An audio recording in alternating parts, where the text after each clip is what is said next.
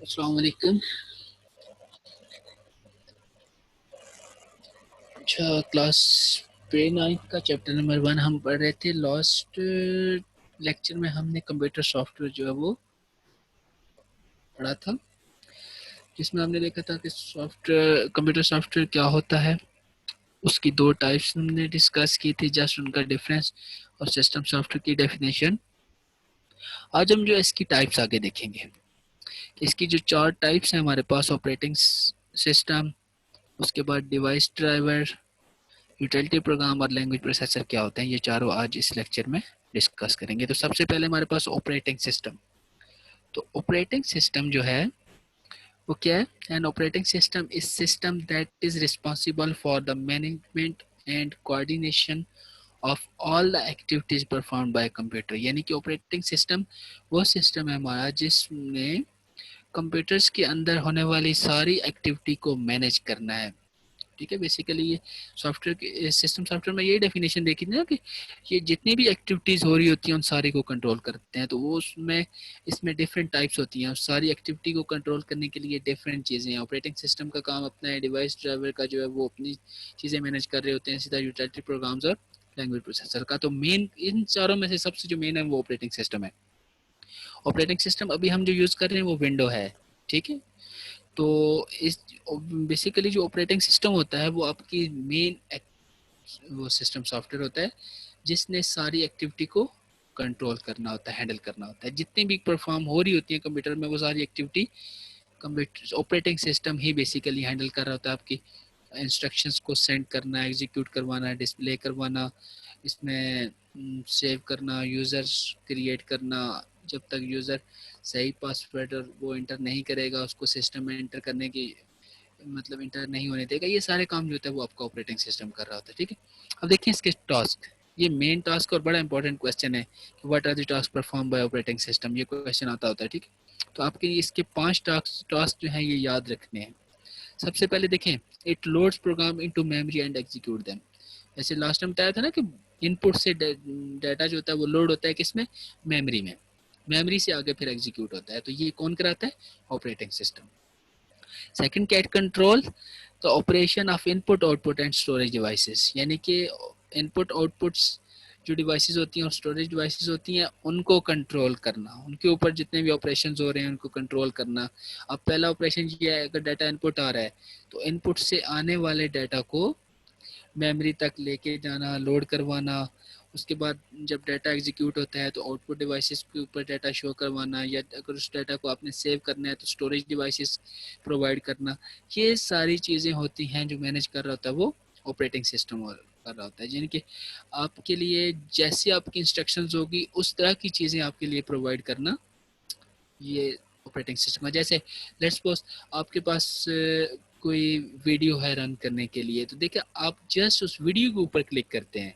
ठीक है, आप उसको ऑपरेटिंग सिस्टम को नहीं बता रहे होते कि ये जो हमारी वीडियो है ये वीएलसी मीडिया प्लेयर या विंडो मीडिया प्लेयर या जो भी मीडिया प्लेयर उसके ऊपर रन करनी है, वो आपकी इनपुट को देख के ऑटोमेटिकली उस जिस चीज़ के ऊपर रन होता है वो आपके लिए प्रोवाइड करना। तो ये सारी चीज़ें इसलिए कंट्रोल कर रहा होता है वो ऑपरेटिंग सिस्टम ऑटोमेटिकली कर रहा होता है। It manage files and folders, third वाला। यानी कि आप देखिए एक फोल्डर बनाते हैं, फोल्डर्स के अंदर डिफरेंट फाइल्स होती हैं, उसमें आपके पास फोल्डर के लिए स्टोरेज डिवाइसेस में जगह क्रिएट करना। ठीक है, फिर जितनी फाइल्स का साइज होगा उतनी लोकेशन में स्टोरेज डिवाइसेस के अंदर उस फाइल्स को एलोकेट करना। तो ये जितने भी फाइल्स और फोल्डर्स का काम होता है वो भी ऑपरेटिंग सिस्टम ही मैनेज कर रहा होता है। उसके बाद नेक्स्ट है, it allows to create password and protect computer from unauthorised use. यानी कि ये कंप्यूटर का जो होता है ना पासवर्ड क्रिएट करना, यूजर क्रिएट करके उसको पासवर्ड लगाते हैं, फिर उस जब तक आप करेक्ट पासवर्ड एंटर नहीं करते आपको अलाउ नहीं करता सिस्टम कोई भी चीज़ यूज़ करने के लिए। ठीक है, तो ये भी सारा ऑपरेटिंग सिस्टम परफॉर्म कर रहा था। और आखिरी क्या, it detects hardware failure and display message to fix them.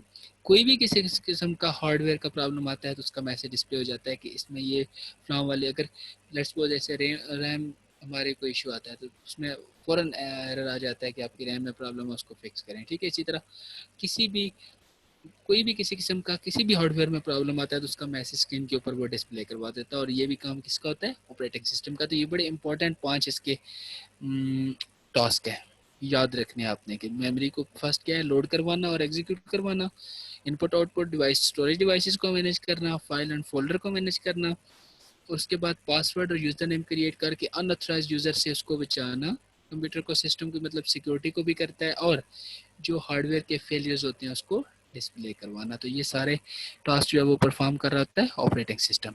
Next हमारे पास डिवाइस ड्राइवर।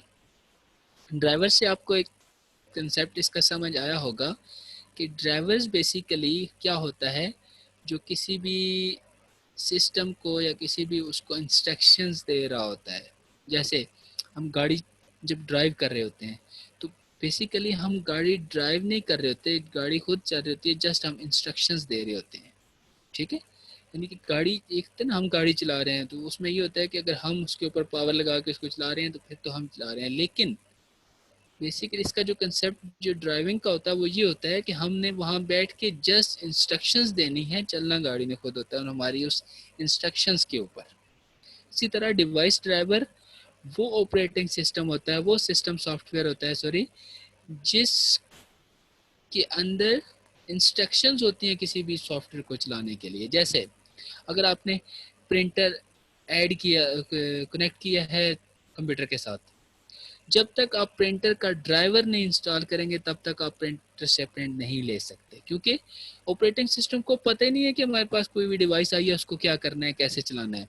जब उसका एक डिवाइस ड्राइवर होता है वो इंस्टॉल होता है, उस ड्राइवर के अंदर सेट ऑफ इंस्ट्रक्शंस होती हैं, प्रोग्राम होता है, जो कंप्यूटर्स जब जैसे ही रन करता है तो उस प्रोग्राम जो है वो लोड होता है और उसकी इंस्ट्रक्शंस बताता है कि ये डिवाइस यहाँ पे कंप्यूटर के साथ कनेक्ट करने का ये पर्पज़ है, देन वो उसको यूज़ करते हैं। इसलिए कोई भी एक्सटर्नल डिवाइस जब कंप्यूटर के साथ कनेक्ट होती है तो उसका डिवाइस ड्राइवर जो है वो इंस्टॉल करना मस्ट होता है। तो उसका पर्पज़ क्या है, इसलिए इंस्टॉल करते हैं कि वो इंस्ट्रक्शंस होती है जो इंस्ट्रक्शंस बता रहा होता है कि इस कंप्यूटर को चलाना कैसे है, उस डिवाइस को चलाना कैसे है, ठीक है।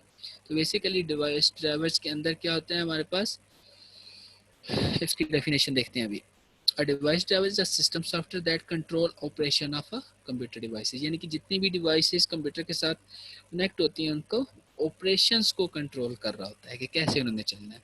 When user attach a device such as printer or scanner to their computer, they should install its driver also to make it operational, यानी कि कोई भी प्रिंटर स्कैनर हमने कनेक्ट किया तो इसका ड्राइवर इंस्टॉल करना ज़रूरी होता है उसको ऑपरेशनल करने के लिए, अदरवाइज उसको आप कोई भी वर्क नहीं कर सकते। Device driver are provided by device manufacturers, यानी कि जो डिवाइस के मैन्युफैक्चरर्स होते हैं, डिवाइस को बनाने वाले होते हैं, इंजीनियर्स होते हैं, हार्डवेयर, उनका काम होता है कि इसकी जितनी भी इंस्ट्रक्शंस है डिवाइस ड्राइवर मतलब उस डिवाइस के लिए जितनी भी इंस्ट्रक्शन है वो प्रोवाइड करना साथ साथ। ओके, नेक्स्ट हमारे पास यूटिलिटी प्रोग्राम्स। तो बेसिकली जो यूटिलिटी प्रोग्राम्स होते हैं वो डिफरेंट टास्क के लिए कुछ जो है वो प्रोग्राम्स बनाए जाते हैं, उनको यूटिलिटी प्रोग्राम्स कहते हैं, जो हर एक प्रोग्राम का सिंगल एक स्पेसिफिक टास्क होता है, ठीक है। अब देखें, utility program perform specific task that are related to the management of a computer. The following are some commonly use utility program that perform specific task. हम इसके कुछ टास्क देखते हैं जिन जो हर एक यूटिलिटी प्रोग्राम का अपना अपना टास्क होता है। तो सबसे पहले है हमारे पास विंडोज़ एक्सप्लोरर। अब विंडो एक्सप्लोरर जो होता है वो हमारे it is use to make files and folders. जब हमने उसमें देखा था ना ऑपरेटिंग सिस्टम में कि ये फाइल और फोल्डर को मैनेज कर रहा होता है, इसमें विंडो एक्सप्लोरर इंस्टॉल होता है ऑपरेटिंग सिस्टम में। ये काम जो है वो करता है कि फोल्डर बनाना, उसके अंदर फाइल्स क्रिएट करना, फिर फाइल्स के हर फाइल्स को उसके साइज़ के मुताबिक जो है वो जगह एलोकेट करना, ठीक है, मेमोरी स्टोरेज डिवाइसेस के अंदर। तो ये सारा काम जो है वो मैनेज कर रहा होता है window explorer.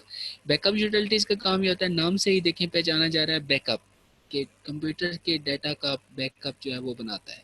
It is use to make backup of data, यानी कि किसी भी तरह से या मिस्टेक से किसी भी तरीके से डाटा अगर डिलीट हो जाता है या लॉस हो जाता है तो उसका बैकअप जो है वो बैकअप यूटिलिटीज़ में पड़ा होता है, जहाँ से आप रिकवर करके दोबारा उसको यूज़ कर सकते हैं। उसके बाद है विनजिप यूटिलिटी। विनजिप क्या होती है कि ये फाइल को कंप्रेस करती है, ये जिप की शायद आपने यूज़ किया होगा कि जैसे हम किसी को मेल कर रहे हैं या आप यूएसबी के जरिए ट्रांसफ़र कर रहे हैं तो डाटा ज़्यादा आपके यूएसबी में जगह कम है, मेमोरी कम है। हम क्या करते हैं, विनजिप सॉफ्टवेयर होता है, प्रोग्राम होता है जो आपकी फाइल्स में एक्स्ट्रा एक्टिविटी को कम करके आपके उसके जो साइज़ होता है उसको कंप्रेस कर देता है, कम कर देता है, फिर दोबारा उसको अनजिप करके तो दोबारा से हम इसको यूज़ कर सकते हैं। ठीक है, तो अनजिप विनजिप जो यूटिलिटीज़ हैं वो क्या करती हैं, फाइल को कंप्रेस करती हैं। मीन आपके फाइल्स अगर फर्ज करें 2 GB की है और आपने आपके पास जो मेमोरी में जो स्पेस है वो जस्ट 1.5 GB की है, यानी कि 0.5 GB एक्स्ट्रा है। तो जब हम कंप्रेस करेंगे तो कंप्रेस के बाद वो उसके साइज़ को कम कर देता है, जिससे फिर हम क्या करते हैं, ईजीली अपना डाटा उसमें सेव करवा सकते हैं।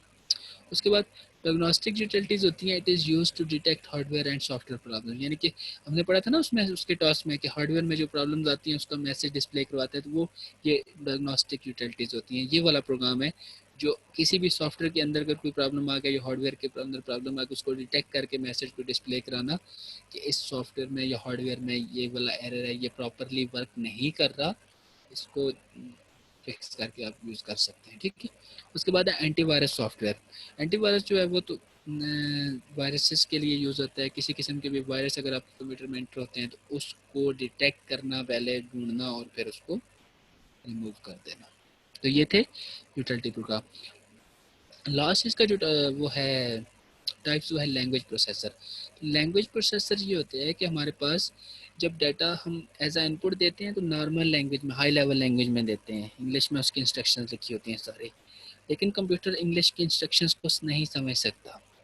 उसने हमेशा डाटा जो है वो मशीन लैंग्वेज में प्रोसेस करना होता है, तो इसलिए हमारे पास लैंग्वेज प्रोसेसर चाहिए होते हैं जो डाटा को हाई लेवल लैंग्वेज को ट्रांसलेट करते हैं मशीन लैंग्वेज में, और उस मशीन लैंग्वेज जो है वो डायरेक्टली अंडरस्टैंड होती है कंप्यूटर के लिए, और फिर कंप्यूटर उसके ऊपर जो है वो एक्शन परफॉर्म करता है, जो भी एक्टिविटीज़ होती हैं परफॉर्म करने के लिए वो उसके ऊपर परफॉर्म करता है, और जो रिज़ल्ट प्रोड्यूस होता है वो फिर दोबारा उसको लैंग्वेज ट्रांसलेटर फिर ट्रांसलेट करते हैं हाई लेवल लैंग्वेज में, वो हमारे लिए डिस्प्ले करते हैं। तो इसमें मेन जो है वो ये दो है, कंपाइलर और इंटरप्रेटर। ये होते हैं जो हाई लेवल लैंग्वेज को ट्रांसलेट करते हैं किसमें, मशीन लैंग्वेज में। देखिए, कंपाइलर एंड इंटरप्रेटर और language processor use to translate high level language program into machine language. Okay, और एक प्रोग्राम जिसको असेंबलर कहते हैं, तीसरा ये यूज़ होता है जो असेंबली लैंग्वेज को, एक तो हाई लेवल लैंग्वेज है ना, एक असेंबली लैंग्वेज। अगर असेंबली लैंग्वेज में प्रोग्राम लिखा है तो उसको अगर आपने मशीन लैंग्वेज में कन्वर्ट कराना है तो उसके लिए असेंबलर यूज़ होगा। तो लैंग्वेज प्रोसेसर की समझ आ गई। लैंग्वेज प्रोसेसर क्या होते हैं कि जो आपके हाई लेवल लैंग्वेज को ट्रांसलेट करते हैं मशीन लैंग्वेज के अंदर, या असेंबली लैंग्वेज जो असेंबलर होता है वो असेंबली लैंग्वेज को ट्रांसलेट करता है मशीन लैंग्वेज के अंदर। क्योंकि आपकी मशीन जो होती है, माइक्रो प्रोसेसर होता है, उसकी सारी एग्जीक्यूशन होती है मशीन लैंग्वेज में, इसलिए उसको एग्जीक्यूट करना मस्ट होता है। तो ये थी इसकी 4 टाइप्स, समझ आ गई होंगी। नहीं तो दोबारा से आपने 1-2 दफ़ा इसकी रीडिंग करनी है, बुक से मस्ट रीडिंग करनी है। ठीक है, तो फिर वहाँ से आपको ना जो भी चीज़ें होंगी वो सारी क्लियर हो जाएंगी। ठीक है, तो ये था सिस्टम सॉफ्टवेयर। नेक्स्ट लेक्चर में हम देखेंगे एप्लीकेशन सॉफ्टवेयर क्या होता है।